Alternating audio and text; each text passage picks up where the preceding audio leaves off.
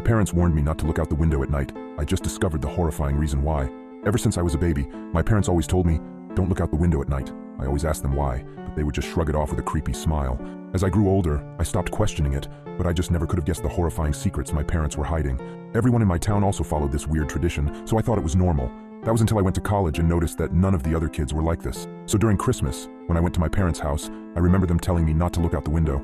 I gave them a smile and a small chuckle before telling them I wouldn't. However, curiosity struck me the moment they left the room. As I lay in the dark, I came to a decision. I was going to look out of the window. Just as my hand came to the sheer white curtain of the guest room, I paused. My mind flashed to that one time when I was 12. My parents were talking in the kitchen. I was home with the flu and was about to make my way to the sink for some water, but I stopped at the doorway. I hid behind the wall, peeking my head out from the doorway just an inch. My mother was crying and my father was holding her and rocking. That poor little girl. I feel horrible for her family, whispered my mother. My father just nodded and continued holding her.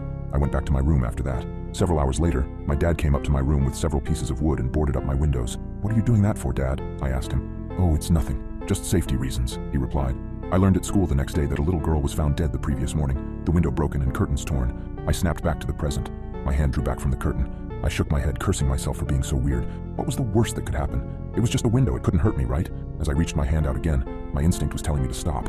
My gut twisted as I reached nearer and nearer. Just as I touched the curtain, a painful howl came from the forest surrounding the house. I flinched back, deciding to just lay down and try to get some sleep. I forgot how hard it was to get sleep in my hometown.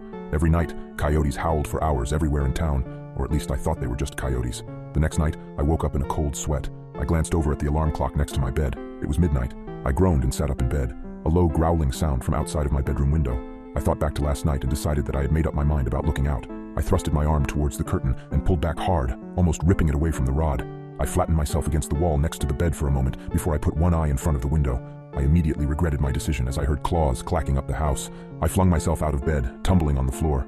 I stood up and got back up on the bed. I stuck my face closer to the window as the clacking got closer and closer.